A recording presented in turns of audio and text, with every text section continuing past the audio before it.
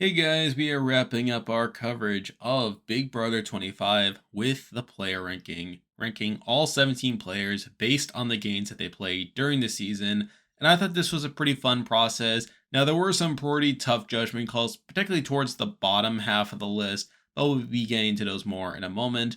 But there are 17 players to look at, and unless I'm wasting any more time, let's get right into the video. So, starting off at number 17, the player I believe played the worst game on this season is Luke. And obviously, Luke sucks. Everyone knows that at this point, but even ignoring the circumstances surrounding his expulsion, he is still a terrible player. Where, based on his archetype, he should have been in a good spot coming into it, where due to him being this broy guy that you would assume would be good at competitions, he should have easily been included within some sort of alliance, but he really isn't. While he was part of that Phalanx 5 group that formed on night 1, that quickly dissolves, and from that point on, he's kind of on the outs, doesn't really have anyone in there, where he's left out of family style that included a lot of the people similar to him. He was very much considered a backdoor target for this week, where had Kirsten won the veto, he probably would have gone home, and even when we see the emergence of this split house, where we see a opposition side coming together, and we're seeing both these alliances trying to short the numbers, Luke is pretty much an afterthought by both sides here. Doesn't really have anyone. He's looked at as a pretty consensus target coming into week 2 as well. And it's only in his last day or so where he is starting to play the game a bit more. But even then, he's still coming off as very awkward to a lot of people. He's not really building bonds with a lot of people. And that leads into the conversation where he drops the N word in front of Jared, which I think highlights his lack of social awareness there. And obviously, him not understanding the gravity of what he did that causes his expulsion here. So, really, I look at Luke as a pretty terrible player, on top of him being a pretty questionable human being. And it was very obvious to me that he was the worst player of the season. He's here at number 17. Now moving on to number 16, and I did consider putting this person a little bit higher, given the circumstances surrounding their boot, as well as the fact that I think other players made far bigger mistakes in this person. But I also feel like this person has less upside, and here we have Kirsten. And again, I feel like compared to some of the players we'll be talking about, I think Kirsten's probably a better player in general than those people. And I feel like she did get a bit unlucky by the fact that she was put on the block right off the bat due to the twist on night 1. But I still feel like there's just not that much upside to her game, where we see her overplaying during the first night, trying to put together all these groups like the Phalanx 5 and these other alliances that causes her to have a target on her back going forward. And really, it's by a couple days in that people are just content with her being the main target there. And while we do see her try to get back in, I feel like people are just very quick to move on from her. They accept that she's the target coming to week 1, and they don't really give her much of a chance beyond that.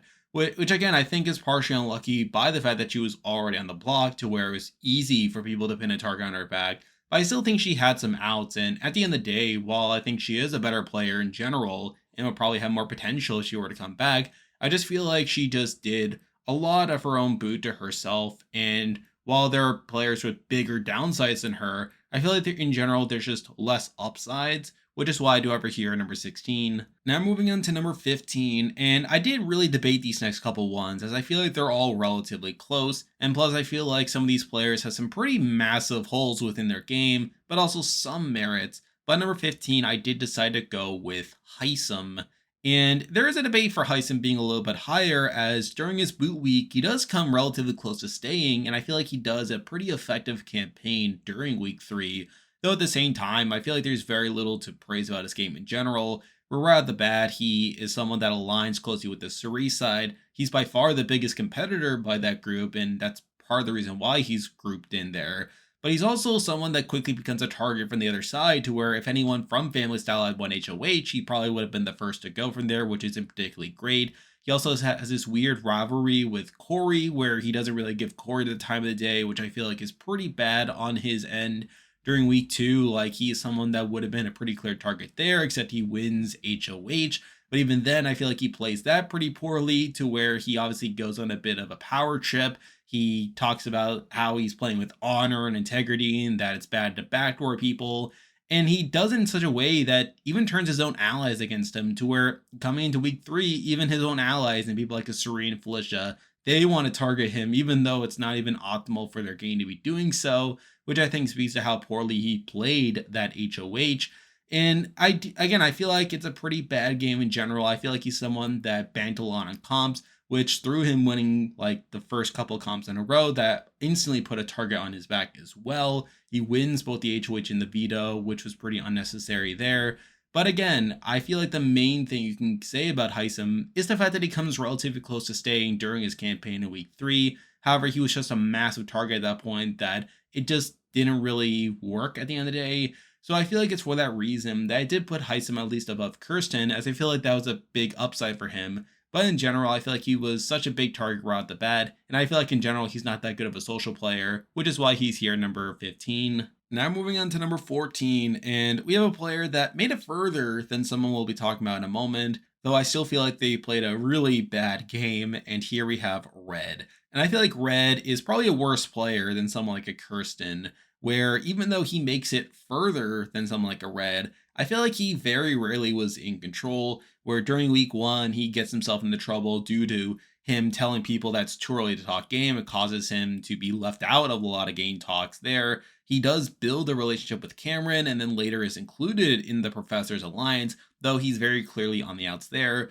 And moving forward, like he is someone that's pretty content to work with that group in the future, even though he is again someone on the outs. During week 3, he was a potential backdoor target and would have been the target the following week from the Cerise side, despite the fact that he was still loyal to that group, which I feel like was pretty bad there. And yes, while some of that was due to him being lumped into this middleman's alliance that was not really real, but something that Cerise believed, it still speaks to how poor of a position he was in. And then we get into week 4, which I feel like was pretty bad, where first up, Cam wins HOH, his closest ally, and this should have been an opportunity for the two of them to flip the game, except Red actively tells Cam to not target the Cerise side and that they should stay loyal to their group due to their alliance that they built with them through Legend 25, which was the lowest on Cerise totem pole.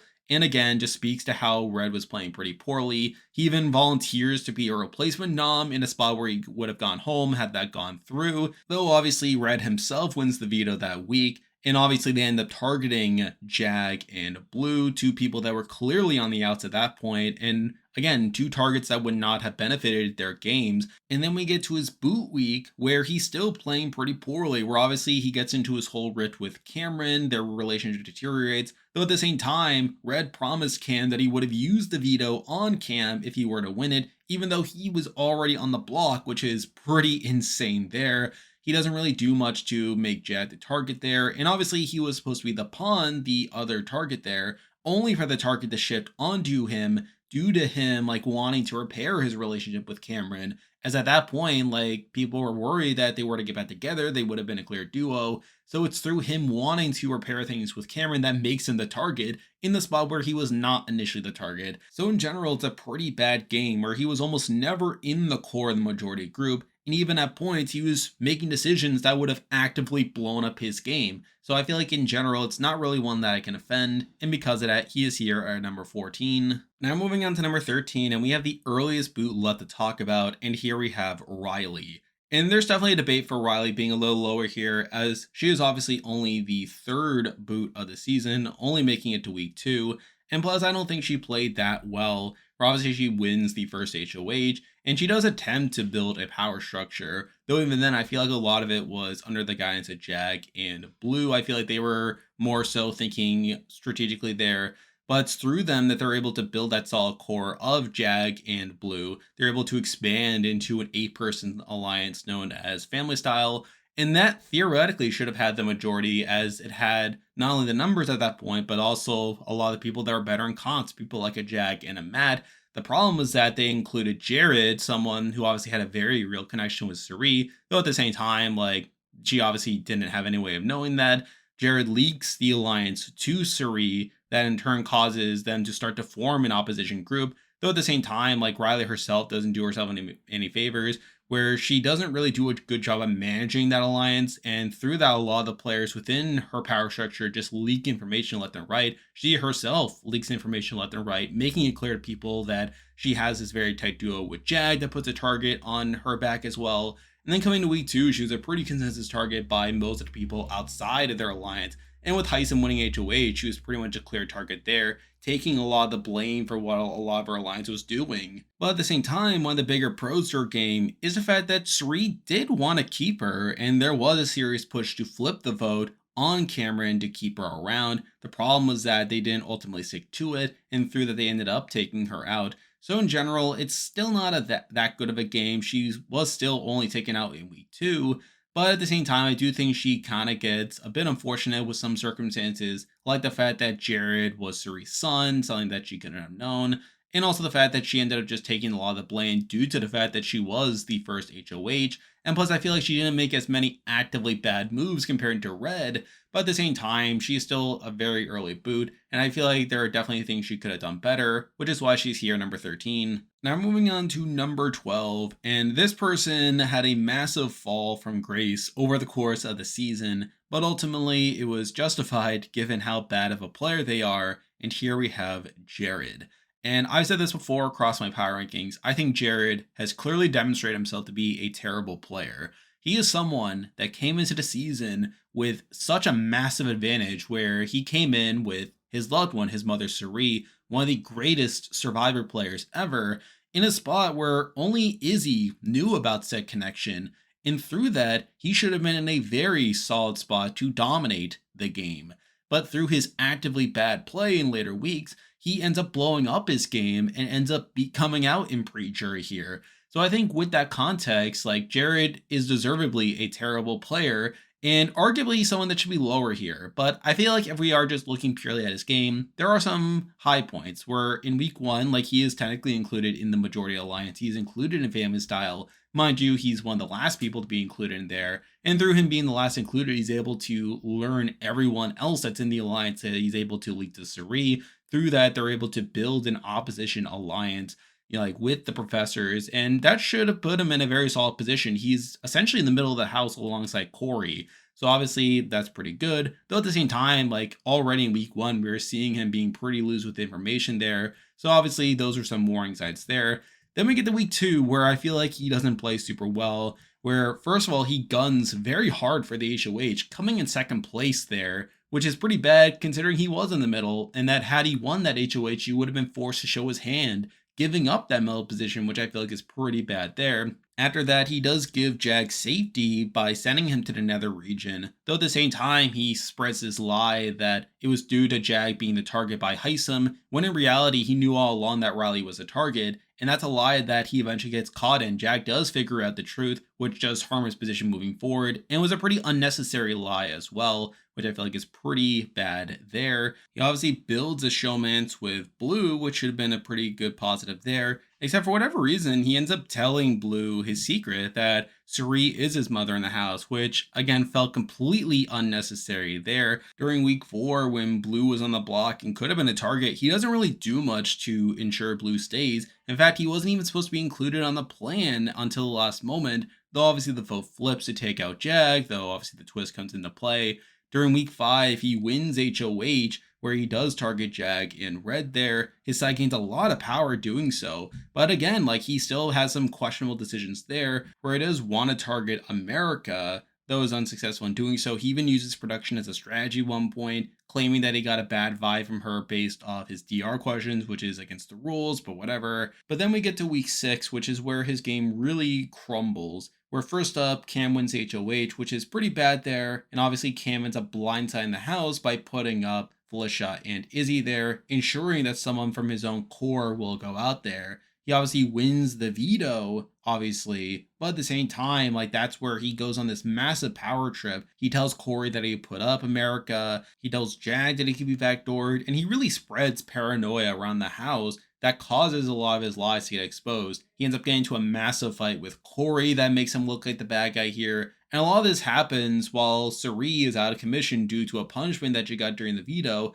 that allowed him to really blow up their game. And while Suri is partially able to reconcile this, it's not before this coalition of Cam, Corey, and America comes together to blindside Izzy, which obviously is a massive blow to their game.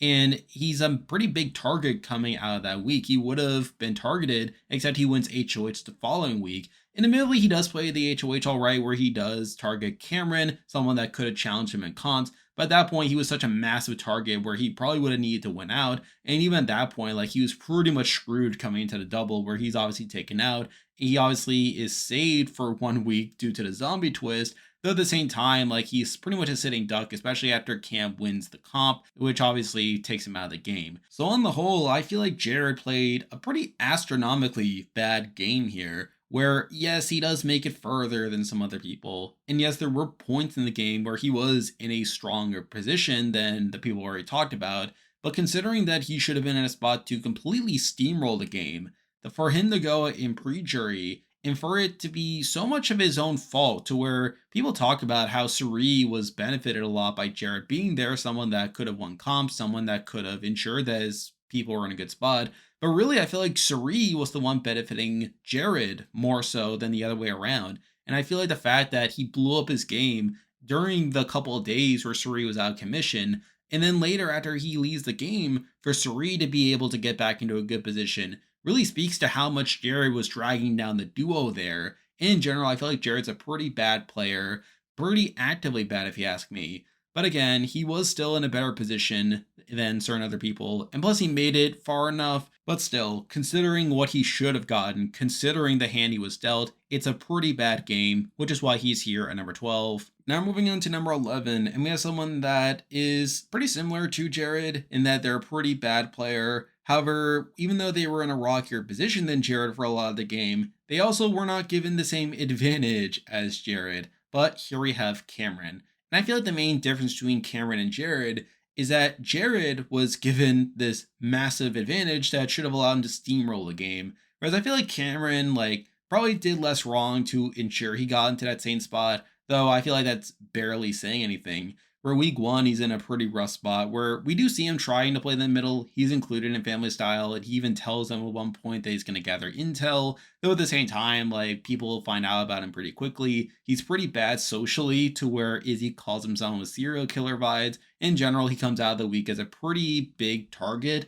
Though in week two, we see him being put up next to Riley, one of his closer allies. And obviously, say what you will about his relationship with Riley, but still, it's not great. And even then, in week two, there was a chance that the vote could have flipped to take him out there, where the Suri side really wanted to take him out there, and was really due to the rest of Family Style being pretty resigned to letting Riley go that caused that then to back out of that flip. But again, he's still a pretty big target. During week three, he is once again on the block with Heim. And again, there was a chance that the vote could have flipped to take him out, though obviously Heim was such a big target at that point that this reside does ultimately decide to take him out. And then we get to week four where he does win HOH in a spot where he could have been a target next to Red. However, even though he had this opportunity to flip the game against the core of the house, he's actively talked out of it by Red as they didn't want to make waves due to their Legend 25 alliance, which again is pretty bad that Cameron listens to this. He ends up targeting Jag and Blue, two outsiders that obviously don't benefit his game to be taking out, and he's still someone that's going to be targeted in the near future here.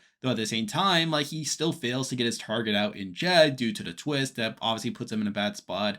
Week five, he's a pretty big target again, except he ends up winning the veto. But at the same time, that's also the week where he and Red have this rift, and he obviously is throwing Red under the bus, trying to ensure that he stays over Red. And at the same time, Red is someone that wants to reconcile with him, but through that, Red gets taken out there. So again, he's coming out of the week with a pretty big target on his back. We then get to week 6 where he wins HOH, again, in a spot where he would have been targeted had he not won that HOH. And while he does have more of a proactive approach to taking a swing here, I feel like he has this pretty misguided plan that should have backfired, where he decides to blindside the house by nominating Felicia and Izzy, not really ensuring that he had the numbers to have that plan go through. And for a lot of the week, the plan should have backfired, where Felicia had already fallen out with the Suri core, ensuring that Felicia would have gone home. And it's really only until after the veto meeting where we see Corey and America being pretty fed up, where they're fed up with Jared, and they see this opportunity to flip the house. And they do include Cameron on that plan, where America does convince Cameron that it's in his best interest to flip there. And he does go along with it. He does ensure that this flip goes through at that point, Though again, he is still a pretty massive target where Corey and America still have no intention on working with him in the future. And then obviously, while he's able to get out Izzy at that eviction, week 7, he is still a pretty massive target where pretty much everyone is planning to use the veto in order to backdoor him. And obviously, that plan goes through. He is ultimately taken out in the first half of the double, except we get to the zombie twist where he and Jared get another opportunity to come back in. And he does win the qualifier comp that lets him gain some social capital. And it's with the assumption that he's going to come back in that he gets his opportunity to build an alliance with Jack and Matt, which I do have to give him a bit of credit for here, as he's able to at least build something for himself. He obviously wins the comp, gets back into the game, and then he immediately wins his third HOH, which I will say was pretty unnecessary, as I feel like Matt and Jag would have gone for similar targets as him. But then going further, he wins the veto as well, giving him full control over the week. Except we see him seriously consider backdooring Corey here, which would have been a massive mistake for his game, as it would have caused the likes of Jag and America to turn on him, as they didn't want Corey to go out at that point. And plus, there was this whole rivalry with Corey and Blue at that point, where the two of them would have gone for each other, and therefore, like, he would just been getting blood on his hands for no reason. And we even see Matt, his own ally, nudging him in that direction, trying again to make the mistake. That way the whole house would go after him the following week. And it really takes like the likes of Jag to really talk him out of it, get him to recognize the value in keeping Corey around. And through that, his target does shift to Felicia here, which by itself was also a misguided move, as he wanted to target Felicia for thinking that she would be the most bitter juror, as this was the last round of the pre-jury. But even then, he treats Felicia so poorly to where it basically turns it into a self-fulfilling prophecy, to where had Felicia survived that week, which she ultimately does, it ensures that Felicia will be going after him in the future and ensuring that she would never vote for him even if he got to the end. And obviously, the vote ultimately flips onto Mimi here, which obviously is pretty bad, as he's keeping around someone that he actively targeted here. And then we get into his boot week, where he gets his best case scenario in Bowie Jane winning HOH, and yet she still talked into backdooring him by the end of the week, where at that point he was a pretty massive target. He would have needed to win out from that point. So obviously that's pretty bad, and he's taken out in the first round of the jury. So on the whole, I feel like Cameron's game is pretty bad. I've heard a lot of people compare his game to Frank from BB14. This figure that didn't really have too much influence in the game, and someone that was constantly either on the block or winning a competition. And I feel like that comparison is pretty apt for Cameron. He was someone that was very rarely safe in the game, and someone that constantly had to bank on winning competitions. He's someone that could have gone home at multiple opportunities during the pre-jury.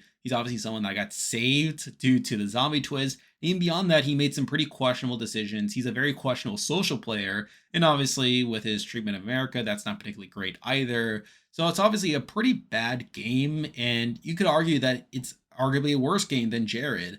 But I feel like it's the fact that he made it a little bit further than Jared. Plus also the fact that he didn't have as high of a ceiling in the game compared to Jared, whereas I feel like Jared actively blew up his game more compared to Cameron, but I still feel like both of them are pretty bad. They're both around the same level, which is why he's here at number 11. Now moving on to number 10, and we have a player that I'm just kind of disappointed by, as I feel like this player had a lot of opportunities to be in a good position and potentially win the game, but I feel like through their passiveness, they ended up squandering it, and here we have Mimi. And again, I feel like Mimi is someone that clearly knows the game well, as we see through her storage room rants that she clearly understands like what's happening in the game. She recognizes a lot of the questionable gameplay happening. However, I feel like throughout a lot of the season, she's just way too passive, and I feel like she's just throwing away things that could have clearly benefited her game. Where week 1, like, she's obviously not in the best spot. She's latched on to Kirsten, but after Kirsten becomes a target, she is able to distance herself from her. And in general, like, she is included within the Black Sugar Baits, which is pretty good there. She obviously has a good relationship with Corey in America, where Corey in particular is someone that really wanted to be this secret duo with her, where he would just constantly share her information, and that should have put her in a good spot. But for whatever reason, Mimi just doesn't trust Corey that much. And through that, she kept pushing him away, which I feel like is pretty bad there. And again, sort of speaks to her like not being very active in the game. During week two, when we see the Suri side like constantly flip flopping between keeping Riley around or keeping Cam in the game, she's one of the few people to recognize that all this flip flopping is just hurting them in the long term. But yet she doesn't really weigh in at all. She just kind of lets it happen, which I feel like is pretty bad there. Again, I feel like during a lot of the game, during week three, she is lumped in with the middlemen, which again is a fake alliance, but that does kind of get her into a bit of hot water.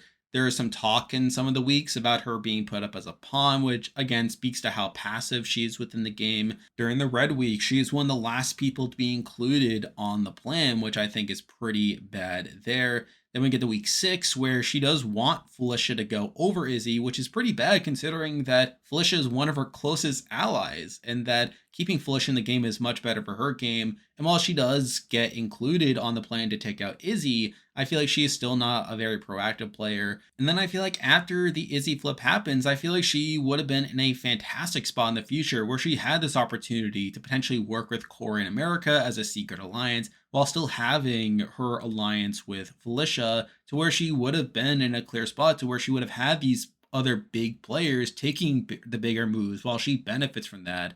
But again, I feel like she just plays too passively to where she doesn't really take those things up. During the double, she gets kind of exposed after she picks Bowie first in the knockout comp. That kind of exposes the fact that she's playing the middle.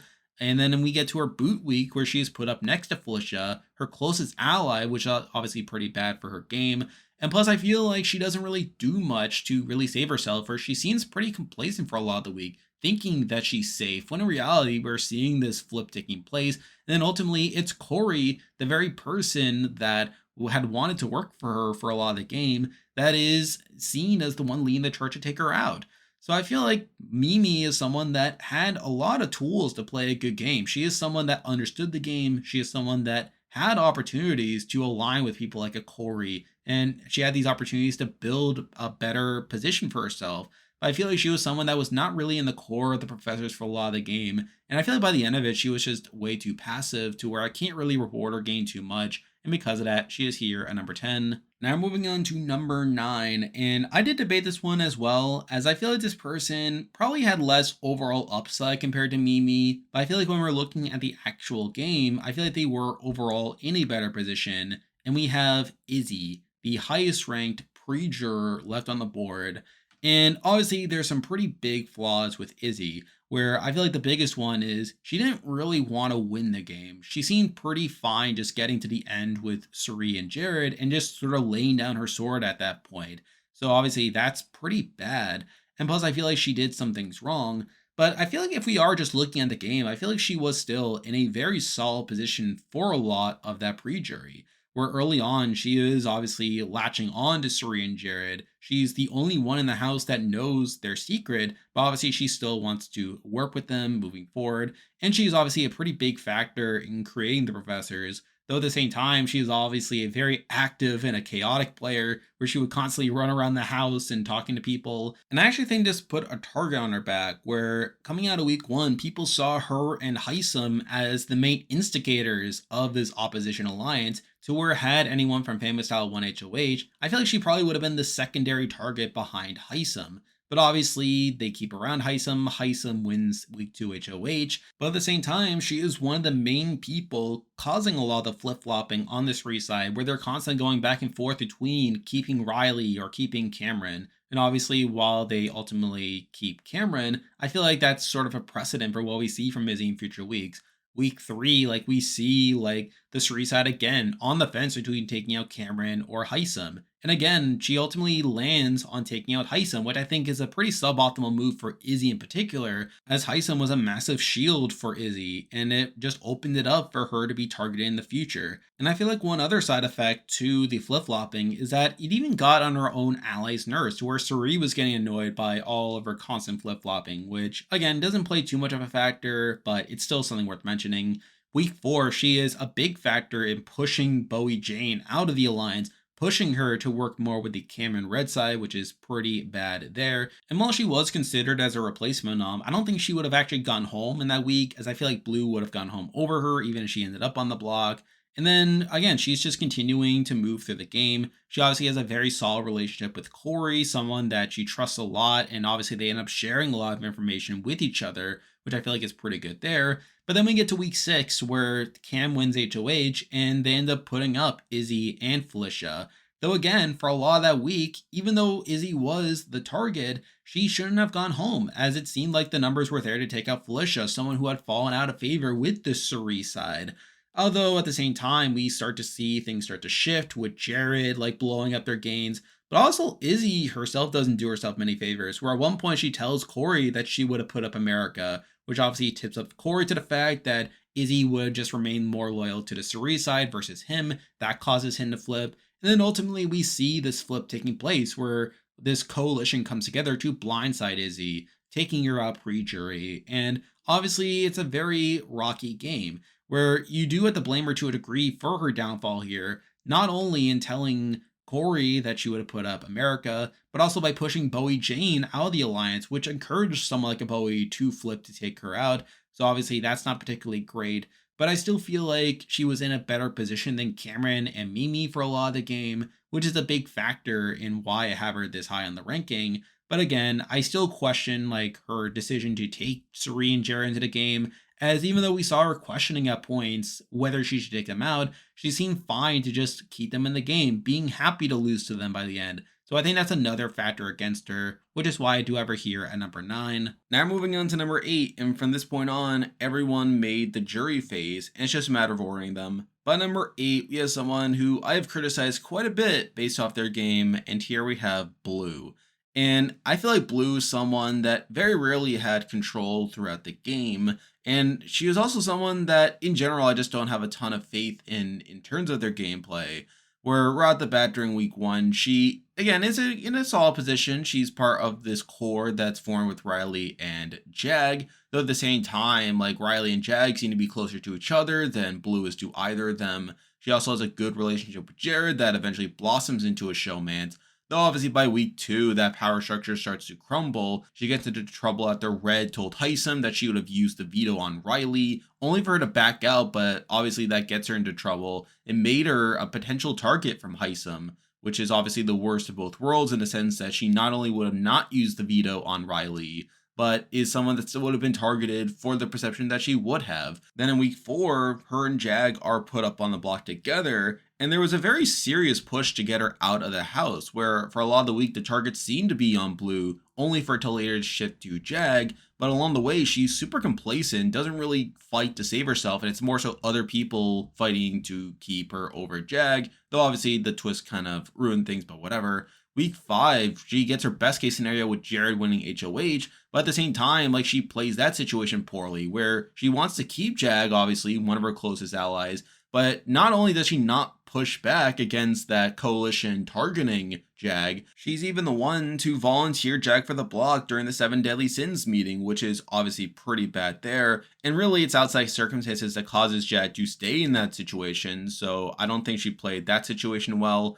Week 6, she's pulled into a secret alliance with Jag in America to eventually target the Cerise side, but then she goes and leaks that alliance, which gets Corey and America into trouble and makes them bigger targets in the future. And obviously it's pretty bad since that alliance would have been better for her game in the future, and she just kind of throws that away. Obviously, the Izzy boot happens, which puts her pretty much in the middle of the house, where through that, Jared is giving her information, which she is able to then leak to the rest of the house. And obviously that's pretty good. But then we get to the double where she tells Corey, the HOH, that she would have used the veto on Jared had she wanted, which causes her to be put on the block next to Jared, thus guaranteeing that one of those two will go home. And obviously, while Jared was the bigger target there, she herself would have been the target had Jared won the veto there, which is pretty bad. Obviously, she loses Jared due to the zombie twist, which is not good. And once Jared goes, a lot of her game becomes defined by this rivalry with Corey and America, where she wants to target them. during week 9. She is one of the main people that is turning people against Corey, and she is almost successful in getting Corey backdoor, though obviously that plan doesn't go through. But in doing so, people also start to recognize that she's playing the middle, and she's kind of exposed at that point to where people want to target her in the future, which is pretty bad there. And then we get to the invisible HOH week, where Jag, one of the people that she's most loyal to, wins it, but then wants to target her, which is pretty insane there, and actually would have been pretty bad for his game.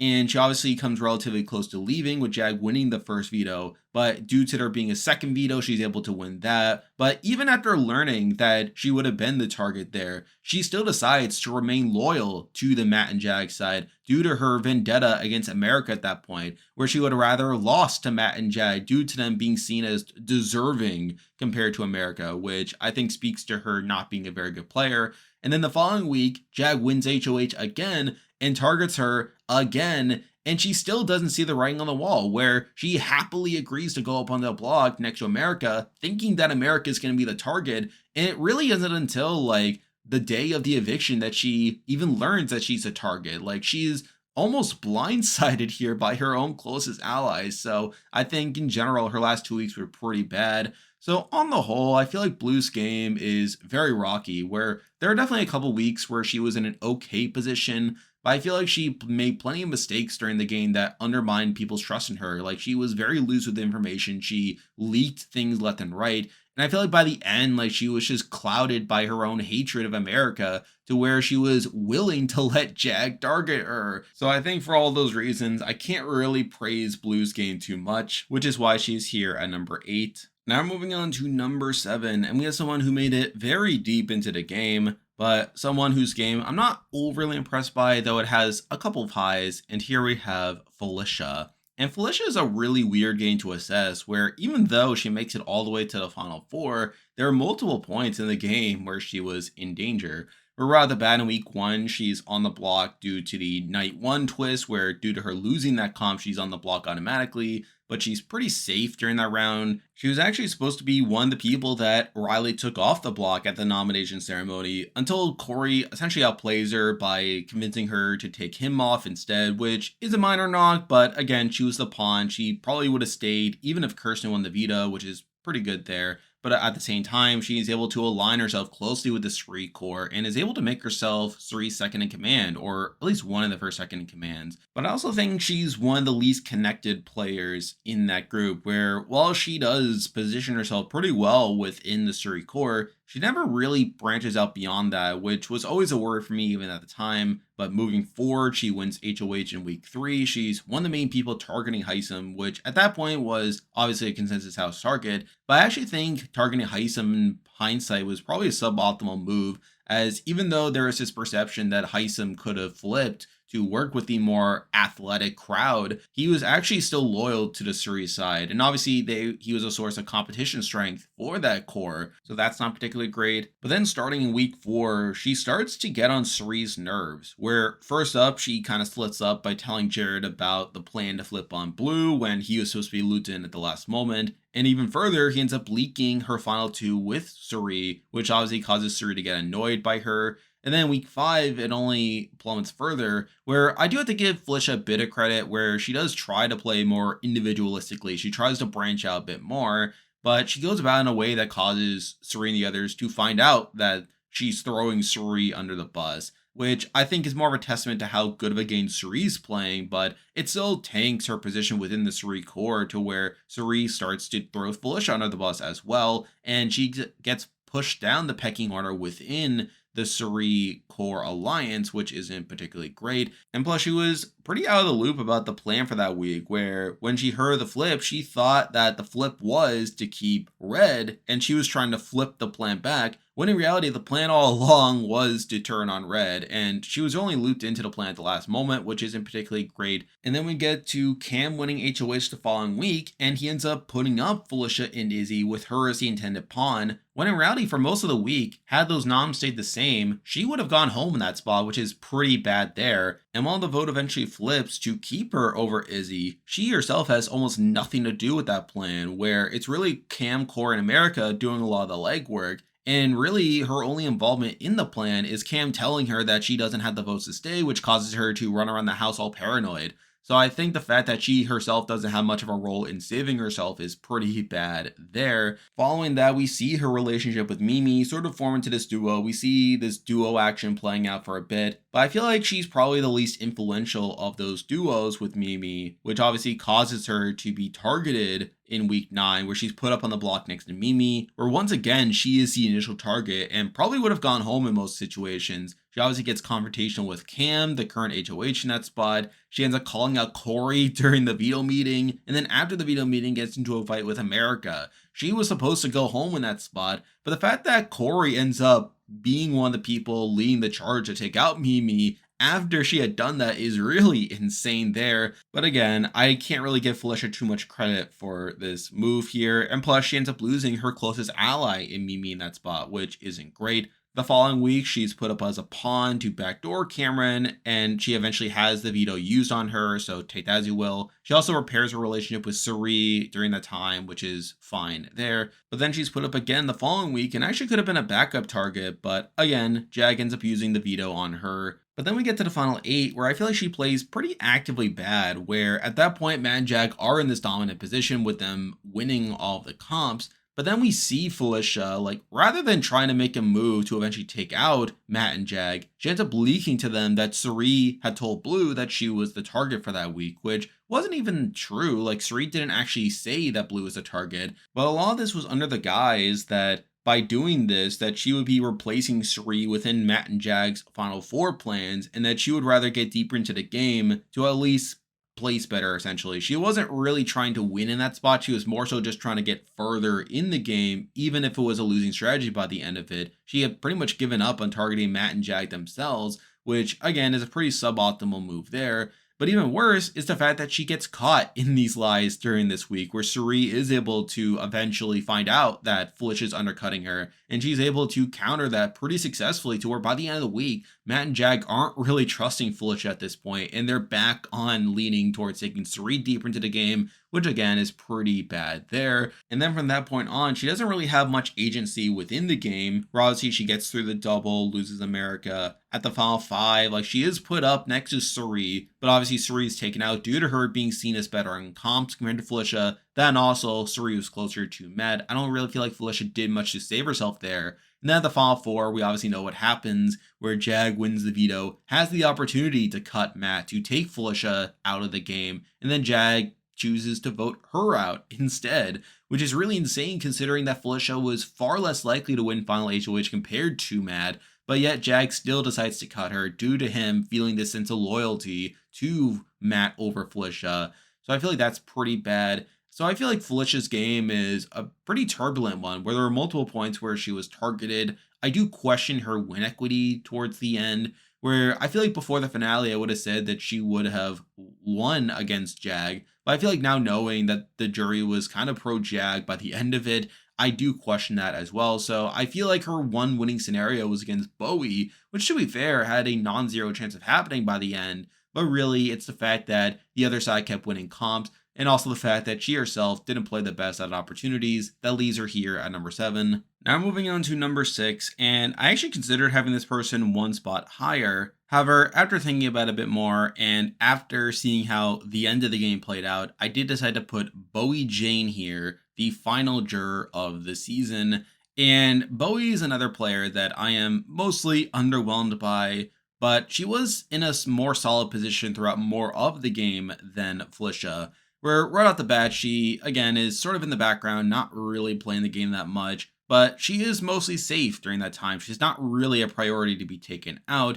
She is kind of being lumped into the Suri group, but then again, she's barely within that alliance. She doesn't really talk game with many people, but when she does talk game sometimes, she actually comes off as pretty intelligent, which you would think would help her, but in reality, it just led to this perception that she was talking game with other people, but not with them, which in turn made it harder for people to trust her with game information. So I feel like that definitely harmed her to a degree. But then starting week 3, she started to annoy people a bit more, where she would just barge into rooms and interrupt game talks, which further sunk her position. And then by week 4, she's essentially kicked out of the Surrey Alliance, mainly due to Izzy not really liking her. And through that, that causes her to start bonding more with the Cam and Red side of things. But obviously, she's still not in much of a power position. She was supposed to be left out of the Jag vote, only to be looped in at the last moment. Week 5, she was supposed to be a replacement nom had Cam won the veto, though obviously that doesn't come through. And she's even blindsided at the Red boot, being one of the few people to not vote in the majority across the season, which very much favored unanimous votes there. So I think that definitely says something. And then after that, she seems pretty complacent during the following week, which isn't particularly great. But then the following week, she is included on the plan to take out Izzy, which is pretty good there. And we do see her start to be included in more people's endgame plans, where people like America want to work with her. Matt and Jag include her in their endgame plans. And during the Zombie Twist week, Cam is also someone that wants to work with her as well. So she is picking up some pieces here, but she's still a mostly passive player. Then we get to week 10, where she does win the HOH, her first of several HOHs actually. And at the time, I thought that she played this HOH all right, where she was one of the few people that did not want to target Cam, and she seemed pretty resolute in targeting Suri and Felicia in that spot. And it really isn't until like people like a Matt and a Jag are able to get in her ear that convinces her to backdoor Cam, which is what most of the house wanted. And again, at the time, I felt like this could have been a serious positive for her game, where she kind of gets the best of both worlds, where she was able to stand her ground initially in terms of wanting to target Suri over Cam, but is still able to take the credit for making the move to backdoor Cam by the end of the week, something that she could have propped up had she gotten to the end. But I think now, looking back on it, you could very clearly tell how reluctant she was to target Cam due to the fact that Cam was someone that was willing to work with her. And I think moving forward, it's pretty clear that Bowie Jane mainly did this to feel like a team player with Matt and Jag, as she seems very committed to working with Matt and Jag in the future as they steamroll the game. Where obviously we get to her second HOH during the double, where she has this opportunity to take out one of them, but she doesn't. She goes for the relatively safer target in America, which I think is pretty bad on its own. She also has pretty terrible jury management, where, especially during that Corey round, where Corey and America were campaigning to her, saying that Matt and Jag were not going to take her to the end, that she was going to lose to them. And the way that she handled that situation was pretty terrible, where she couldn't accept the fact that she couldn't go to the end with them due to her emotional bond with them. And she even tells them to their faces to stop campaigning, which I feel like was awful from a jury management standpoint, made her come off as a very emotional and loyal player. And I feel like her taking on America in the double, not even considering the prospect of targeting Matt and Jag, only further highlights this to where I don't really see how she wins a jury vote at the end unless it's against like Felicia, for example. But obviously, that's a scenario that she very much fought against, as she wanted to get to the end with Matt and Jag. And I think moving forward, they continue to just be along for the ride, where during the Final 5 and Final 4 rounds, we see her and Jag getting really cocky, where they're propping themselves up as being the good people while completely icing out Suri and Felicia, not really giving them the time of the day. And then we get to the Final 4, where obviously she wins HOH in that spot. And we see Jag, after winning the veto, have this serious dilemma over whether to vote out Matt. And we see him consulting Bowie along the way, trying to figure out what to do in this spot. And I think for Bowie, she really needed to fight for Jag to actually pull the trigger and take out Matt, as if she'd gone to the Final 3 with Felicia, she would have been in a much better spot to win the game, to where even though she wouldn't have taken Felicia to the end herself, had Felicia won Final HOH somehow, she would have ended up taking Bowie, and I think Bowie would have been in a good spot to win the game against Felicia. I feel like that was her best case scenario at that point. But instead, she kind of just sits back and just lets Jag just sort of ruminate over all this. She doesn't really advocate for her position at any point.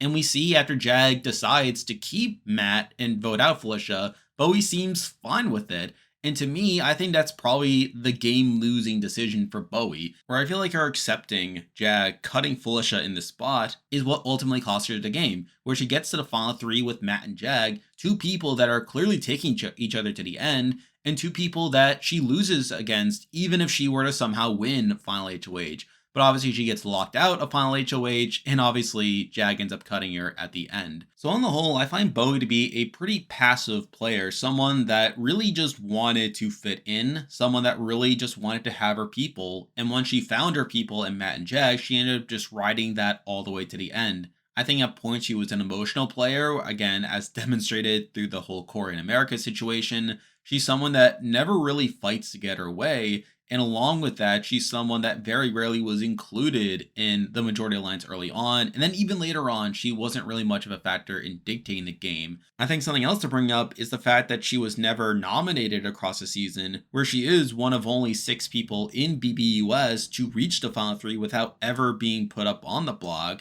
But one, there were several points in the season where she could have gone up as a pawn, and obviously she was talked about as such. But also, I think it just further highlights that she just wasn't that big of a priority. I mean, who was ever targeting Bowie Jane because it's Bowie Jane? She's not a threat. She's not a threat to win the game at any point. So, on the whole, I don't find that aspect of her game too impressive. And again, I find her a mostly passive player. But again, she got all the way to the final 3, so that's something. But again, I find her a mostly mediocre player, which is why she's here at number 6. Now moving on to number 5, and like I said, I did consider putting this person below Bowie Jane. However, after thinking about it, I just find their game on the whole slightly more impressive, even if they were in a rockier position at points, and here we have America. And again, I think America's game is kind of hard to assess, as there were plenty of points where she was, in fact, targeted during the game, and I think there were points where she had some sloppy play. However, I still find that she was at least willing to play the game more than Bowie Jane. Right at the bat, like she is lumped in with the Family Style Alliance, but even then, like she's kind of on the outs of it, not really like being a factor there, but she's still being perceived as being a loyal figure within that, which I think could have gotten her into trouble. But obviously, along the way, she builds a relationship with Corey that eventually blossoms into a showmance. But I still see her latching on to Corey as a net positive for her game. But then we get to week 3, where I think she does start to play a bit more sloppily, where after being told by Corey that she needs to look out more for Suri, she ends up telling this to Blue, which in turn gets leaked back to Jared and Suri, and that makes her a target moving forward. And she's also harmed by the whole middleman thing where she is lumped in with that, which isn't particularly great. And this largely carries over into week 4, where she ends up telling Jag about her and Corey's alliance with Izzy, which gets back to Izzy. And in general, that makes the Cerise side want to target her. She's also being targeted by Cam and Red, even though people are seeing Cam and America as being the secret duo, which I think is another big knock to her game. During week 5, she's very much being talked about as a backdoor target, which isn't great. But after she's able to get through that, they are able to recover to a degree. She does end up building this alliance with Corey and Mimi, which I think could have propelled her further into the game. And she's obviously one of the people fighting to save Jag, which was unsuccessful for a lot of the week, but eventually the vote does flip onto Red, so she kind of gets her way there.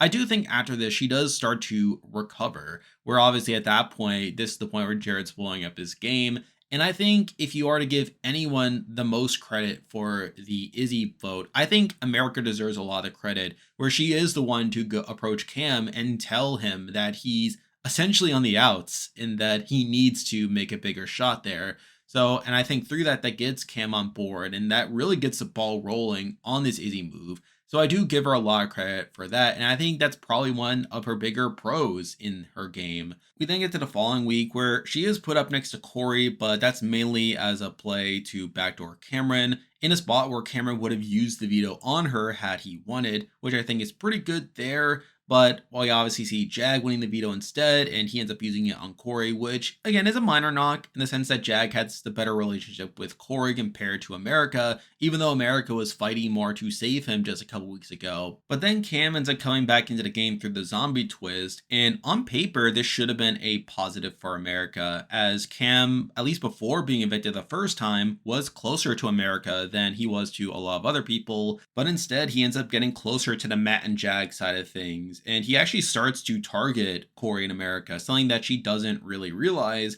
But at that point, Corey is the bigger target over America. So again, not particularly great, but obviously the vote shifts to Mimi afterwards, and she's relatively safe at that point. But even going forward, Corey and America are still pretty big targets at that point, where people like Amanda and Jag want to take a shot at them at some point. Blue is also someone that wants to take them out. And while Cam going is good for them in the sense that Cam would have targeted them, obviously, we get to the final 8 round where obviously her and Corey are being targeted, with Corey as the target there. Now, yes, it was a backdoor where Blue was the initial target, but still, it was pretty much destined that they would be broken up at that point. And obviously, from that point on, she does recognize the need to take out Matt and Jag. She's probably one of the few people in the game that, had she won HOH, she would have taken the shot directly at Matt and Jag. The problem is that obviously Matt and Jag steamroll a lot of the competitions, so she never gets the opportunity to do so. During the final 8 round, we see her going up as a pawn next to Blue, obviously with Blue thinking that she was a target there. And obviously while she stays, she's still probably the biggest target coming into that double, where if most people have won HOH, she probably is a target there. Sure enough, that's what ends up happening with Bowie winning the HOH, targeting her. She tries to plead with Matt to use the veto on her, but that never really had a shot at working, and she ends up going out here. So I feel like America's game is kind of rocky in the sense that she was targeted at multiple points. There are points where she was playing sloppily. But the reason I have her this high on the list is that I feel like compared to a lot of other players, she is someone that I feel like had more fight within her. We obviously see her being willing to take out Matt and Jag. She recognizes the history of the show as explained through her exit interview. And I feel like I have more faith in her to take the shot compared to Felicia and especially Bowie Jane. But obviously, she was in a rocky position for a lot of the game. I also questioned her win equity, where by the end of her run, she was seen as one of the smallest jury threats on the board, to where I don't really see how she wins the game unless it's against Bowie. But even then, I could see Bowie pulling it out there. I don't think America was set up well to win the game, which I think is a knock. And I also think her failing to win comps at any point is also something that costs her a lot of respect as well. And obviously is a big reason why she's unable to take out Matt and Jag. But still, I think she still had some impressive maneuvering along the point. I think her being a big factor in the Izzy flip is a big pro to her resume as well. And again, I feel like I respect her fight a bit more compared to the people we already talked about. But again, she's still a mostly rocky player, which is why she's here at number 5. Now moving on to number 4, and we have the earliest boot left on the board to talk about, and here we have Corey. And I find Corey's game kind of hard to assess, where I feel like he had a lot of potential coming to this game, and I feel like there are plenty of flashes of good gameplay. I also feel like there are plenty of missteps that contribute to why he is eventually taken out. Where right at the bat, he gets pretty unlucky with the twist in night 1, where he's not only put on the block, but he's also sent to the nether region, where he is left out of the house during the first few hours of the game, which put him at such a big disadvantage to where people were talking about him as a pretty consensus target during that first night. It seemed like he was going to be doomed before his game even started. But I think he makes some good progress after coming into the game, where he's even able to convince Riley to take him off the block when she was originally planning to take Felicia off the block. So I think that's pretty impressive. He built some good relationships as well, namely with Jared, America, and he tries to build a secret alliance with Mimi, though she doesn't exactly reciprocate that. Though at the same time, he still has some people that don't really like him, namely Heim, who just treats him very coldly. But he is still like in a good spot coming out of week 1, where he is included in family style, but again it's sort of on the outs of it along with Jared. And with them like sort of working together, they are essentially able to ride the middle of the house for a bit as we're seeing this opposition side coming together. And then that leads into week 2, where he again tries to branch out a bit further, tries to build additional alliances with America. But I also think he was partially unsuccessful with his alliance with Mimi, where I feel like he just ended up sharing way too much info with her while she doesn't really reciprocate. And plus, while he is included in the Professor's alliance, he's not really having much influence there, where he seems to be sort of against whatever they're doing that week, where first he wanted to keep Riley when they wanted to keep Riley, but then later when they were considering this flip to take out Cam, he was actually opposed to the flip. So I feel like him not getting his way there is sort of an issue there. We get to week 3 where he makes a bit of a faux pas where he cracks his joke about there being this middlemen's alliance, which isn't a real alliance, but it includes a lot of the people that he's been working with, people like an America, a Mimi, even a Red. And while this was meant as a joke, it does kind of snowball to where people like a Suri end up believing it, ends up painting a bigger target on their backs, which isn't particularly great. We then get to week 4, where I think this is not a great week for him. Where, first of all, this is the week where he gets into a showmance with America, and I think he kind of takes his foot off the gas there, which isn't great. But even moving forward, America is leaking a lot of the information that he is sharing with them, namely the alliance that he had to Jag, which makes him a bigger target. He and America are kind of lumped in as floaters. That kind of makes him a bigger target there. But again, I feel like at that point, America was the bigger target over him, which again is a minor pro, but I still feel like he is dragged down because of that. But you can also tell that he wasn't really prepared to play the game with a showman's, where the ideal strategy is to make it clear that he's working with America and through that present them as a package deal. But after America starts leaking his information, he tries distancing himself from America to avoid the two of them being targeted, only for America to be targeted anyway. I also think he's sharing too much information with Izzy, where while they do have a good relationship, I think it's pretty clear that Izzy was more loyal to Suri than to him. And plus, he also gets into a bit of trouble when people start to pick up on the fact that he's throwing comps, which makes him come off as a less reliable ally. So again, not great stuff coming from Corey. But then we get to the Izzy round, where I think he does turn it up to a degree. He is, again, one of the bigger factors in that flip happening. He figures out that Izzy is just never going to side with him over Suri. And through that, the flip happens. He obviously gets into a massive fight with Jared. And obviously, Jared comes out of that looking like the bad guy. Again, not great that Jared was someone he was previously working with. But again, I kind of fault Jared more for that than anything else. The following week, he is put up as a pawn next to America, but again, it's mainly to backdoor Cameron, and then even then, Jag ends up choosing to use the veto on him over America, which I think is pretty good. And along with that, he also builds an alliance with Jag and Matt that could have propelled them deeper into the game. He ends up winning the HOH during the double, where he is the one to take out Jared, which is pretty good. But I think it's during the zombie twist week where he and America once again become pretty big targets, where Jag and Matt end up pulling over Cameron, someone who had previously been wanting to work with Corey and America over them. So I think losing Cam in that spot is pretty bad there. But along the way, Corey also plays pretty actively bad, where he ends up revealing his Final Four deal with Felicia and Mimi to Matt and Jag, but then he goes further in telling them that they should also make a Final Four deal with Felicia and Mimi, taking away a massive advantage that he had previously. But then, as if that's not already bad enough, he then tells them that they should start studying more because the endgame is going to have tons of mental comps, which is bad on several fronts, as one, he's painting a bigger target on his back by presenting himself as being good at mental comps and making it more likely that Manjag will target him in order to ensure he doesn't win these mental comps in the future. Two, he is making it harder for himself to win these supposed mental comps, as he's encouraging Jag and Matt to study more, thus taking away a potential advantage he thinks he has in these mental comps. And I think the biggest one of all is that he's wrong.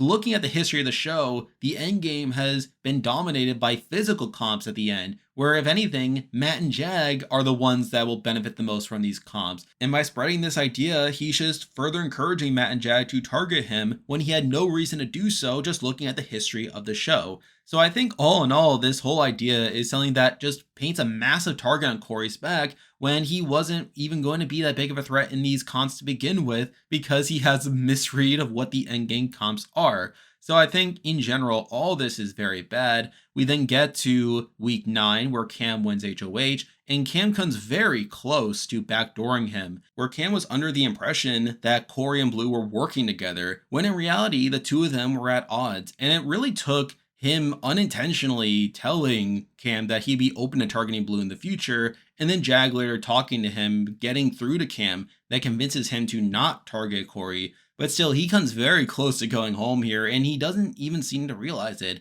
But even beyond this, he ends up targeting Mimi, someone that at one point he was more open to working with. And plus, Matt and Jag let Corey take the charge in targeting Mimi, which gets blood on his hands and makes him a bigger target moving forward. So I feel like that's pretty bad. And then we get to his boot week where Jag wins the invisible HOH, Where to his credit, he's not the initial target where Jag wanted to target Blue, though obviously after Blue wins the second veto, that kind of forces Jag into making his optimal move in backdooring Corey in America, where obviously he's the bigger target there. And while I had to commend him for trying to campaign to save himself, I feel like by that point he was just too big of a target and he didn't really have any more runway there. So he's obviously taken out here. So on the whole, I'm kind of conflicted on Corey's game, where I feel like on the whole, he is definitely one of the bigger players on the season. He is someone that really fought to get his way in a lot of cases. Though at the same time, I feel like there were plenty of points where he was ineffective, namely earlier on in the Professor's Alliance. I think he was mostly good socially, where he is able to endear himself to a lot of people given enough time. Though at the same time, like he was obviously kind of rocky at the beginning, where people are willing to target him. And I also think he has certain quirks that lead to negative things within his game, like the whole Middleman Alliance is just him like telling a joke about the game. He's also just prone to just sharing too much, like just laying things out there that he doesn't need to lay out. I think that kind of harmed him in some regards. And again, I feel like by the end, like he just struggled a lot with threat management to where he was such a blatant target by the end of it that he really had no path to the end of the game unless he won out, which considering how the end game comps played out, he probably would not have won these comps. But with that said, I think he was more likely to win the game than America, where I feel like had he gone to the end, he would have had a serious shot to win the game, I feel like.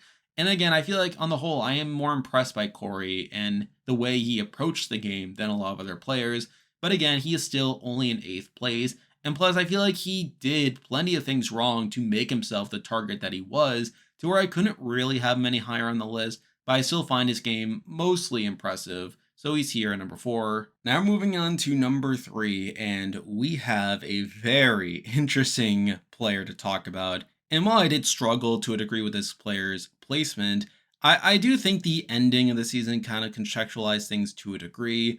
But we actually have the winner of the season. We have Jag. And obviously, to preface this, Jag was my winner pick coming into the season. So I ended up being correct here. Admittedly, a lot of people picked Jag as well. I mean, he was a pretty popular choice coming into the season. So obviously, to that end, I guess that's something to consider.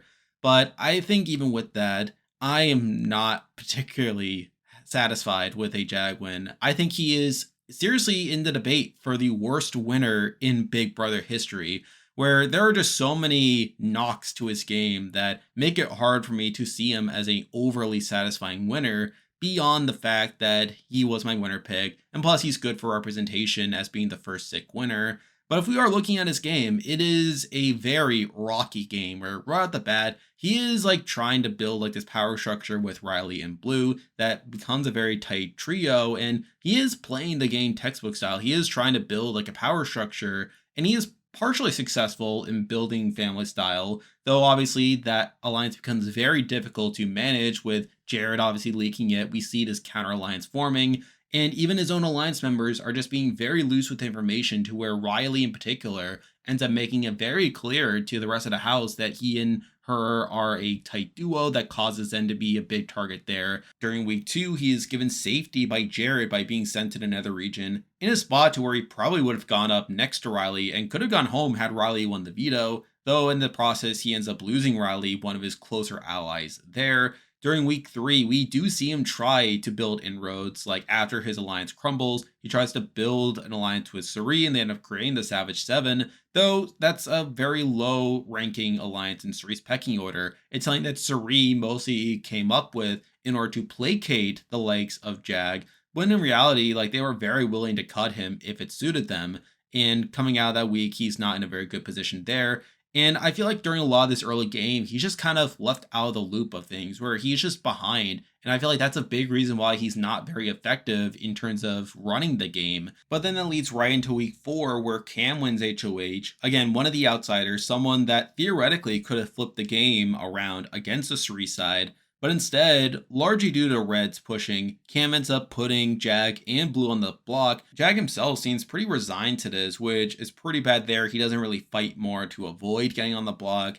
And yes, for a lot of the week, it did seem like Blue was going to be the target over him, although due to certain things, such as there being this Pat the Power comp that makes people a bit worried, mixing in the fact that he himself threw Jared under the bus trying to campaign against the Suri core, that in turn gets back to Suri. The vote does flip onto him, and he is voted out 10-0. He is about to walk out the door, only to be saved by Matt winning the Path to Power comp and using it to save him. And obviously, when it comes to assessing Jag on a winner ranking, that is the single biggest knock against his game. It is the thing that knocks him to the bottom of a winner ranking, and is the thing that would make me never vote for Jag, even if he got to the end. But the crazy part is that even after being voted out and coming back into the game, he is still playing poorly. Where after this, we see him like briefly consider flipping on the street core, but he ultimately comes back to them, but not before like interrogating people about the vote. That annoys Suri and company to the point where they end up targeting him, even though he made it clear that he's remaining loyal to them. And the thing is, he wasn't even going to be the target coming into the week, where Cam was a much bigger target at that point. He could have sat back and done nothing and he would have been safe. But it's due to him like playing actively bad by interrogating people and annoying the Suri side that causes him to be the target once again, and he's about to walk out the door again just the week after he was voted out unanimously. But again, he is saved largely due to things outside of his control, where it's largely Red wanting to get back with Cameron that makes people worried about them as a duo, that causes the vote to flip onto Red, which again, Jag had nothing to do with. We then get to week 6 where Cam wins HOH, and he does make a deal with Cam to stay safe, which is good, except that deal ends up getting exposed by the rest of the house, and that makes Jag a bigger target as well. And plus, while he does make an alliance with Blue in America, that alliance gets exposed by the rest of the house, which again makes him a pretty big target coming into the following week. Where we get to the following week, where while Cam, Corey, and America were bigger targets there, he was still in the conversation to be a backup target had Cam win the veto, though obviously he himself ends up winning the following veto. But even beyond that, there's still some not great things here, where first up, he does consider throwing the following HOH, knowing that Jared is the bigger target there, which seems good on paper, except that it increases the odds of someone from Jared's side winning that HOH, people like a Suri or Felicia, and had that happened, Jag himself would have been a pretty big target there, and just while they do back off of it once they know that it's a double, it's still not great that that was his mindset coming into it.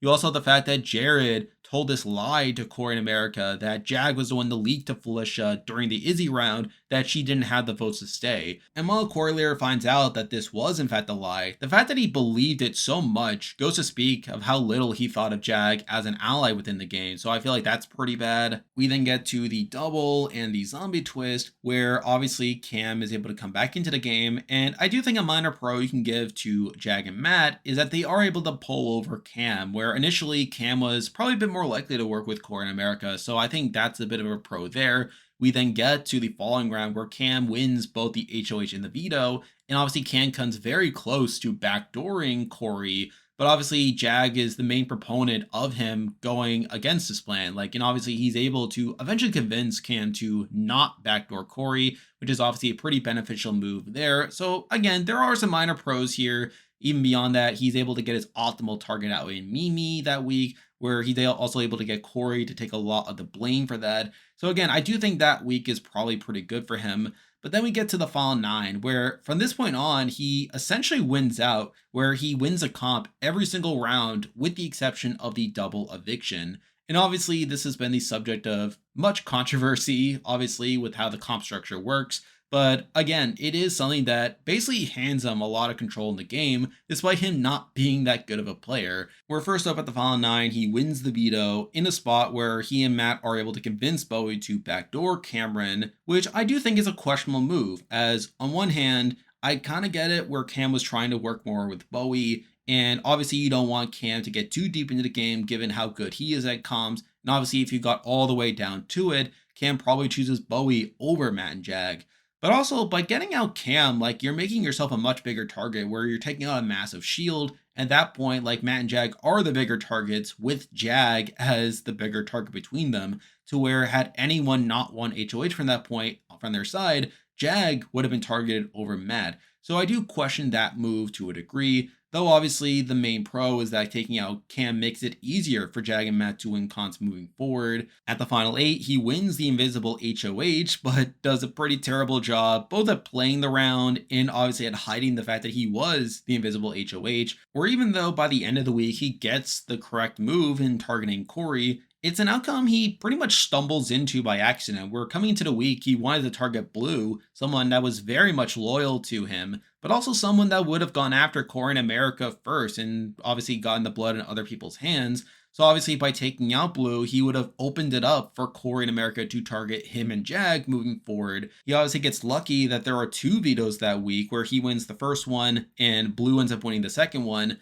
But he also won the first veto in a spot where Blue came in second place, and by Blue staying, the fact that he even targeted her to begin with, it really opened it up to where Blue could have turned on Matt and Jack moving forward. And he really gets benefited by the fact that Blue is Blue, and obviously just ends up staying loyal to them due to her hatred of America. So obviously he ends up stumbling his way into taking out Corey here. But even then, he gets on a bit of a high horse when dealing with America. He calls America disrespectful after she got understandably upset at him for backdooring her, which I feel like leads into his bad jury management. But obviously he gets Corey out here. At the final 8, he wins HOH again because production allowed him to play in back-to-back HOHs, which is particularly egregious as, one, there was already a precedent from BBUS that the outgoing invisible HOH had to throw the following HOH. 2, the comp itself is pretty similar to the one that Jag had already won the previous week. And 3, everyone knew he was the invisible HOH, where Corey had even called him out in his eviction speech that he was the invisible HOH. Not to mention that Jag made zero effort to hide the fact that he was the invisible HOH, and since he knew that he could play in the following HOH, that he could just do whatever, as he banked on the fact that he could just win competitions and therefore not face any real consequences here. So I think the fact that production allowed him to play in back-to-back HOHs is ridiculous. And obviously he ends up getting benefited by this by him winning the following HOH, where obviously through that he targets Blue again and is able to get her out this time. And then we get to the double, the one round of the game where he doesn't win a comp, in a spot where, even though America was the bigger target there, had America won HOH, he would have been the clear target there, though he gets pretty lucky that Bowie wins the HOH, Matt wins the veto, he's able to stay safe there. And then we get to the final 5 where he obviously wins out from that point. Matt wins the HOH at 5, where even though Matt considered taking a shot at Jag previously, he kind of had his hands tied by the fact that Jag was so likely to win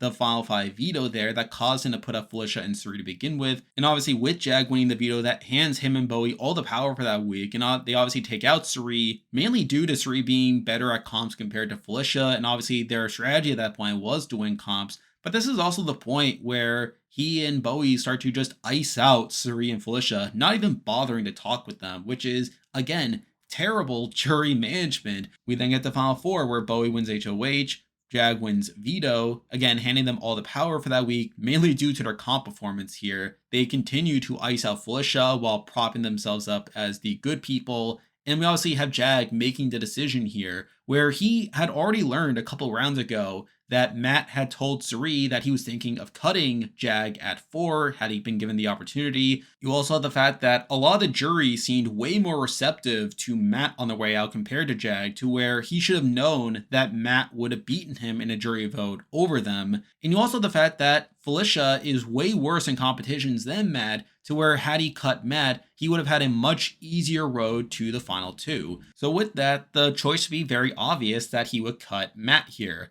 But instead, he ends up getting to this whole dilemma where he gets caught up in his morals and him, again, wanting to be a good person. He ends up struggling a lot with this decision, and he's trying to find reasons to justify it on a moral level. But he ultimately caves in after his talk with Matt, that in turn causes him to cut Felicia here, which again is a terrible move, as he's not only making it much harder for himself to win Final HOH, but he's also theoretically making it a lot harder for him to actually win the game if he gets to the end. So on the whole, I mean, him not cutting Matt here is a suboptimal move. And then we get the final 3, where he once again has the opportunity to cut Matt after winning Final HOH, someone that he assumes he's going to lose to, and yet he still decides to take Matt to the end, cutting Bowie Jane, where he literally says in his eviction speech that if he loses 6-1, that the one vote from him comes from Bowie, which by itself is terrible jury management by itself. It should have cost him Bowie's vote as well, though it obviously doesn't. And then we get to the jury questioning, where he does okay during the actual questions, but then he makes a pretty terrible speech where he claims to be the mastermind. And we even see the jury laughing all this, like they do not believe he was the one controlling the game. and yet they still end up voting for him. Where at the time of recording, it's still not entirely clear why he ends up getting the votes here. Where obviously, based off the exit interviews, it seemed like a lot of the jury was in favor of voting for Matt, with the exception of Cameron, where it's supposed to be possible that Cameron was the one to actually sway the jury in Jack's favor. That and also him just claiming to be the more active player, where I feel like one of Matt's issues from the jury questioning was the fact that he could come off as a bit passive in general, like Matt claiming that he actually was not going to cut Jag had he been given the opportunity. That's something that could have played into his favor as well. But still, like Jag had zero reason to expect that he was going to win the game based on how the jury was reacting to him on their way out, based on the way that he actually treated these players during the course of the game, and even just how the game itself played out, where obviously he was voted out and he was benefited by these twists and multiple points, and there were plenty of points where he made suboptimal moves. I think in a lot of ways, his game reminds me of Marissa from Celebrity Big Brother 1, where she ended up taking Ross to the end, thinking that she was going to lose to Ross, only to surprisingly end up winning, which completely blindsided her on her own. I think Jag is very similar, where he expected almost to lose to Matt, where even though he was making this pitch that he was more active, he was expecting to lose against Matt. He knew he was taking the harder road in taking Matt to the end over Bowie, and then just somehow ended up winning at the end. I think on the whole, his game is marred by being saved by twists. He was obviously voted out and had to come back into the game. He was obviously out of control for a lot of the first half of the game and really was just hanging on by a thread during a lot of the first half of the game. And it really wasn't until a lot of these bigger comp competitors, people like a Cam and a Heisem left, that allowed him to just win all the competitions that gave him so much of his power. But both during the point where he didn't have power and even at the points where he did have power, he was still making questionable decisions over and over again. He was getting hung up on honor and integrity. And in general, he played a game that I would not respect. I would never vote for Jag, mainly because of the fact that he was voted out. But even ignoring that, I still think he played a worse game than Matt in my eyes. And I feel like it's just not a game that I can respect. But obviously, he is the winner of the season. I do have to factor that into account to a degree. He does win in a 5-2 jury vote with people like a Cam genuinely voting for him. So I think that's something to consider as well. And obviously, while a lot of it was dictated by comps, in fact, I would even say it was almost entirely dictated by comps, to where had he not won certain comps, he definitely would have been targeted. He still had power within the game. Granted, I don't think he handled that power well, but he still had power simply by virtue that he won competitions. So again, it's a pretty frustrating game. It's a pretty terrible winning game. But again, it's for all those reasons that I have him here at number 3. Now moving on to number 2, and obviously these top 2 were pretty obvious to me. And I think at this point, the order is also very obvious as well. But at number 2, we do have Suri Fields. And I'll say up front, I was very happy to see Suri play on the season. I know a lot of people were annoyed by her. I know a lot of people were not happy that she was on here, but I personally enjoyed it a lot as a massive Survivor fan. And I think this season really highlighted to me just how masterful of a social player she is, where we see her coming into this season in a very good spot. Now, obviously, she had some advantages. She had the fact that she had her own son in the game in Jared, and also the fact that this cast didn't really know that they were related, where the only person that knew their secret right off the bat was Izzy, someone that was very much willing to work with her coming into it. But even so, I still think she comes in, she's able to build really deep bonds with most of the house. She builds a good relationship with Riley, the first HOH, to where even though she's not including Suri in the family style, Riley never considers targeting Suri at any point. But obviously later on, once Jared is included, she's able to learn from him that this alliance is forming. And through that, she's able to really work to build a counter alliance in the professors. And I feel like by the end of week 1, while that side doesn't have as much comp strength as Family Style, I feel like they're by far a much more organized alliance than Family Style, where I feel like a lot of those players were kind of just loose with information. And plus, while Suri is a major factor in creating the alliance, she isn't even looked at as the main target there, where people like Heisem and Izzy are far more likely to be targeted by Family Style if they were to win HOH. Though obviously Heisem ends up winning the second HOH, he's able to take out Riley, the figurehead of Family Style, and that really causes that alliance to crumble. And really during the first month of the season, Suri is in a very powerful position where her and Jared are in a very solid position. They're in a very solid spot to steamroll. Though obviously there are some missteps here. We see this alliance constantly flip flopping each week, where during week 2, Suri does want to keep Riley around due to her having a better relationship with Riley compared to Cameron, though she doesn't really act upon it until relatively late in the week when it was probably a bit too late to really shift things. And obviously the flip-flopping also causes some hesitation with certain alliance members, though obviously they are in control here. During week 3, we see her side once again being in the driver's seat, where they do target Heisem, who at that point was a consensus house target and someone that they believed was turning on them due to some of his comments made later in the week.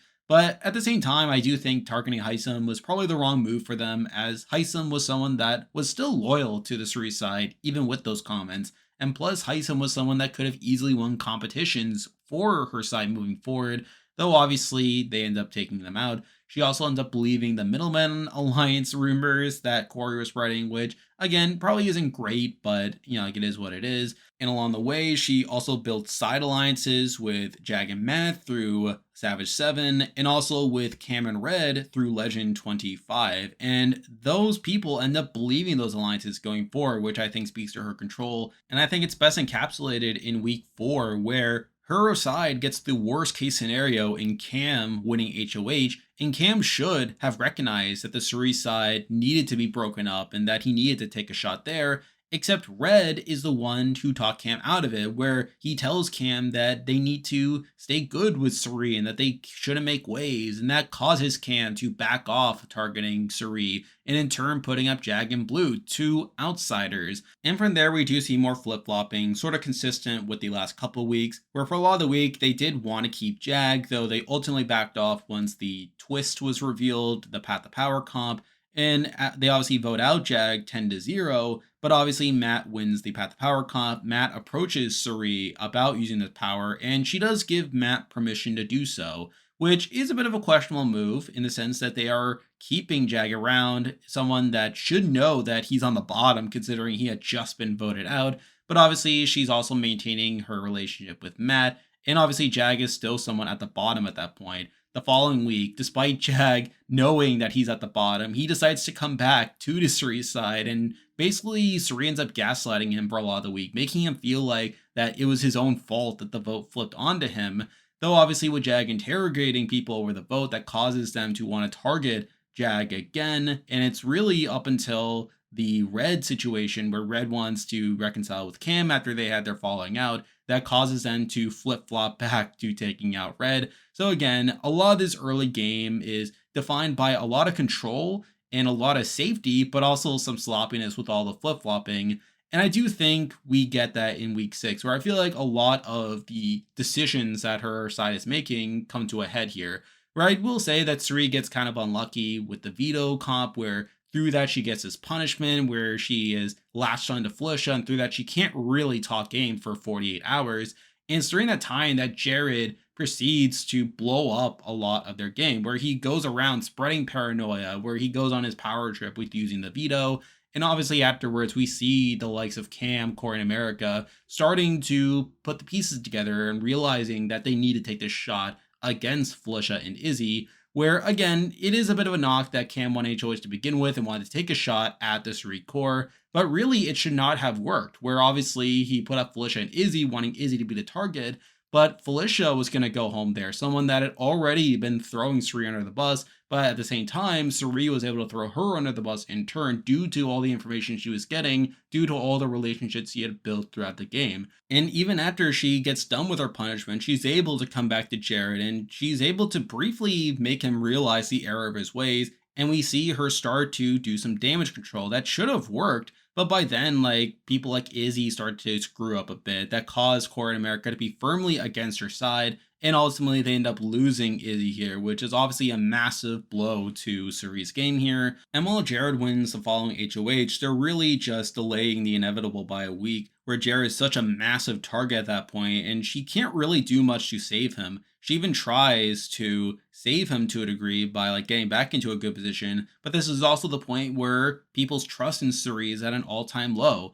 where she tries to give information out, but Blue ends up leaking all their conversations, and people don't really trust Suri to where it's pretty clear that Jared and Suri are probably going to go up at the next opportunity, where Suri would be the backup target if Jared were to win the veto. And then obviously in the double, Jared goes out, which is pretty bad.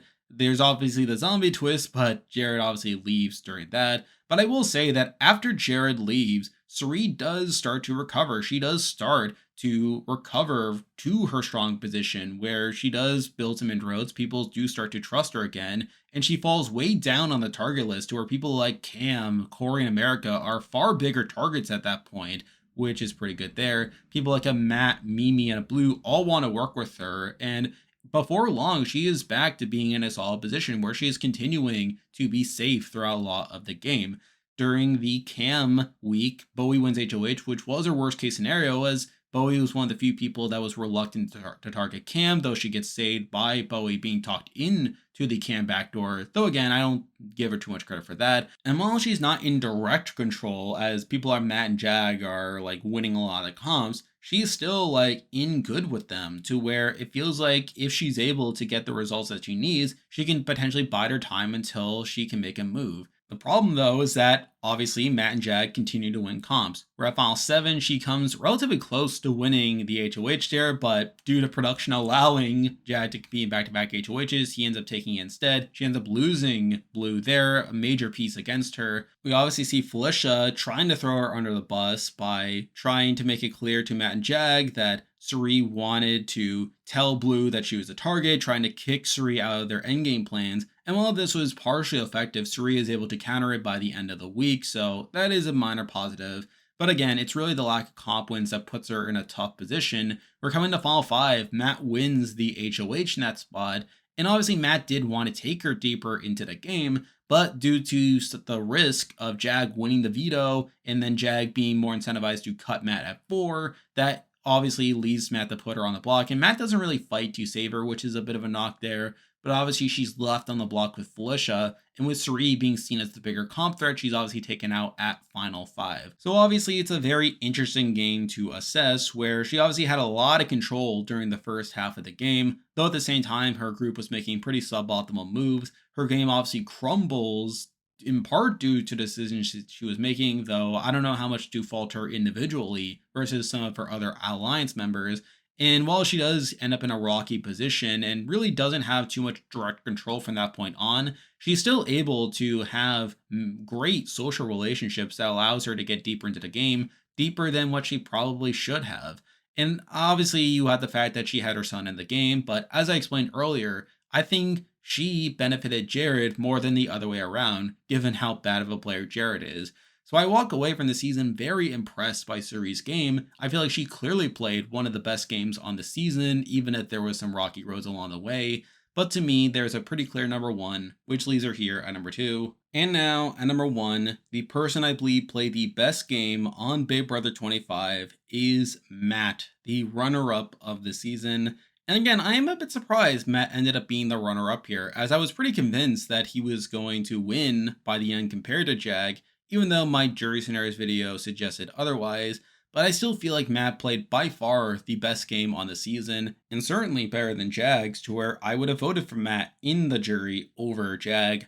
If we're looking at his game, again, he's not really in control for a lot of the early game. He's included in family style, but not really in the core of it, though obviously he has a bit of a crush on Riley to where that becomes a semi-showmance, but really it's more of a perception by the rest of the house compared to the reality.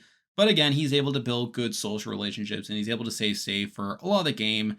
Week 2 is kind of hairy, where he is initially a backdoor target, but Heim does later switch it to Blue, though obviously in the process he loses Riley, one of his closer allies there. But in losing Riley, he also gains a lot of sympathy from the rest of the house. He's obviously included in Savage 7 along with Jag, though obviously that's not a super strong alliance there. But again, compared to Jag, he is way less likely to be targeted than a lot of the other scraps there. He obviously continues to build good relationships and staying low key during a lot of these early weeks. He even gets away with leaking certain bits of information And while he does get the ball rolling and keeping Jag during week 4 when he's on the block, a lot of that momentum kind of dies out after the twist is announced. But even then, he's able to win the power and he's able to use it to save Jag while also getting Suri's blessing to ensure that she's still on good terms with him moving forward. And obviously, a lot of that is pretty good. I think the following week is pretty rocky for him, where for a lot of the week, he's trying to get America targeted and he doesn't really get his way there, which is pretty bad. He even volunteers to go up on the block at one point, which is also bad. And also, Jag is targeted again in a position where he's just fine letting Jag go. Again, also bad. So I think the way he plays a lot of this week is pretty suboptimal, though it ends up working out for him by the end of the week where Red goes home instead. Week 6 is also not great, where he does want to target America again, doesn't really get much progress there. And while he is part of the plan to flip on Izzy, he's not really the main orchestrator of that, so that is pretty questionable there. And similar to Jag, he also considers throwing the HOH in the lead up to the Jared boot, knowing that people will want to target Jared in most cases. But again, I do also question it as it increases the possibility of Jared staying safe due to the possibility of Suri or Felicia winning that HOH. Though, mind you, I feel like he was less likely to be targeted in that situation than Jag, so take that for what you will. We then get to the double where Jared chooses Matt to play in the veto, again highlighting that Jared thought that he had Matt at that point, which obviously leads to Matt betraying him by not using the veto, which I think was the correct move. I think it highlighted that Matt was still in a good position with Jared, even with a lot of the stuff going on. We then get to the zombie twist where he and Jag are able to build an alliance with Cam, again setting themselves up for the future, and it also in the process pulling over Cam from the likes of Corey and America. Again, all that's pretty good. We then get to the third Cam HOH where Cam wants to backdoor Corey, and Matt is actually nudging Cam in favor of backdooring Corey, and he's almost successful in doing so, where he wants Cam to get all the blood on his hands for targeting Corey and setting up Cam to be targeted by the entire house the following week. Though obviously he is outplayed in this situation by Jag, and at the point where Cam and Jag are leaning towards not backdooring Corey, Matt does quickly back off, which again is a bit questionable, as I feel like at the point where he was gunning for Corey, he should have gone all in, as it does open it up in the future for Matt to be exposed. Though fortunately he never is. And from that point on, obviously he is along for the ride with Jag and Bowie. I feel like Matt is playing an integral role in ensuring that that group steamrolls throughout a lot of the game. But at the same time, I feel like Matt is in a much stronger position during a lot of that stretch compared to Jag, where Jag was such a blatant target and would have been targeted had his side not won HOH during any of these stretches here. So I feel like that speaks to Matt's better social game compared to Jag's, even though he wasn't exercising as much direct control. We get to the double where he does win the veto there, and while America does plead with him to use the veto, he doesn't do so, allows America to go out there. And I think Matt also had better jury management compared to Jag, where I feel like Jag got on a bit of a high horse once he started winning all these comps, started acting like the good person, whereas I feel like Matt overall had better relationships, to where we see on their way out that the jury is way more positive towards Matt than to Jag. And at the same time, Matt also recognizes at least some need to take out Jag along the way if he wants to guarantee his win. He obviously has that conversation with Suri where he is thinking about cutting Jag at the Final Four, though obviously considering what he said at his jury speech, it doesn't seem like he actually would have gone through it, which is actually a knock the more that I think about it. But again, the fact that it was out there showed that he at least had some awareness for his game. But obviously he gets through the double, and then we get to the final 5, which is obviously a very hairy situation for him, where he wins HOH, and he obviously thinks about targeting Jag here. The problem, though, is that Jag is very likely to win Final 5 veto, and obviously if he puts up Jag, Jag wins the veto, that opens up Jag to target him at the Final 4. So obviously it's very risky for him to be in, and I know he gets flack for putting up Suri, and I will give him some flack for just being resigned to Suri going home at the point where Jag wins the veto. Though at the same time, I don't fault him for not putting up Jag to begin with, as obviously had Jag won the veto and recognized that Matt would have cut him, that would have increased the probability that Jag cuts him at Final 4. So again, it's a bit of a hairy situation for him, but I do think losing Suri was a net negative for Matt's game as a whole. We then get to the Final 4 where Jag wins the veto and he has to choose between Matt and Felicia. And we do see for a while that Jag was leaning towards voting out Matt here, recognizing that Matt would be much harder to beat. though it's through his conversation with Jag, which unfortunately was not on the feeds, which I found kind of weird. But through this conversation, Jag becomes convinced that he wants to take Matt deeper into the game, and he chooses to save Matt the Final Four, which I think is a suboptimal move for Jag here, and I think it's a pretty good one for Matt on the whole. And we see a very similar situation play out at the final three, where Jag wins final HOH and still decides to take Matt to the end, where Jag is under the assumption that he loses to Matt at the end, which is pretty crazy to think about there. But through this, Matt is able to get to the final two, and I thought coming into it that Matt would have the jury votes to win. We're obviously coming out of the house, people were higher on Matt than they were on Jag, and it was only after they spent some time in the jury house that they came around to voting for Jag over Matt. Now, I will say that Matt did not handle his jury questioning particularly well, where he articulated that he always would have taken Jag to the end, which I think was probably not what the jury wanted to hear. But I think his jury speech on the whole was alright, where he talked about his social game and his physical game and that he needed the whole back. I think he made a lot of good points during his jury speech, but obviously it seemed like the jury already had their minds made up. And I think when we're assessing why Matt lost to Jag, I think something you could point to is the fact that Jag came off as more active compared to Matt, where obviously Jag won more of the competitions compared to Matt. Jag was more out in front. There are points where Jag can clearly state that he got his way over Matt, but I still think Matt played the better game, as Matt was much better positioned for more of the game. Where again, Jag was targeted at multiple opportunities and probably would have gone home at multiple opportunities had he not won competitions or had he not been saved by twists. In fact, he was literally voted out and came back into the game. Matt was not voted out, obviously. But even beyond that, I feel like Matt did a good job at building social relationships. I think he had some decent awareness for the game. Again, he weighed out his options a bit more than Jag. And plus, I think he managed the jury better than Jag, to where people were at least higher on him when he was in the house with them. But obviously, outside factors allowed the jury to shift away from him to where he does end up losing in a 5-2 jury vote. But again, I still would have voted for Matt over Jag. And I think on the whole, I feel like he played a more consistent game than someone like a Suri or a Corey that leads to him being higher on this player ranking. And for me, Matt clearly played the best game on the season, and he is here at number 1. And there we go, that'll do it for this week's video, along with my coverage of Big Brother 25. Thank you all for joining me during this crazy season. But if you enjoyed this video, be sure to like and subscribe, really helps with the channel. But obviously, I have coverage of other shows going on, namely Survivor 45, The Amazing Race 35, and Survivor UK, so you can expect weekly power rankings of those shows. I am on Patreon, so if you want to consider supporting the channel, you can do so by clicking the link in the description. And if you haven't already, you can also join the Discord server by clicking the link in the description. There's a lot of stuff coming your way, but for now, that's the video. See ya.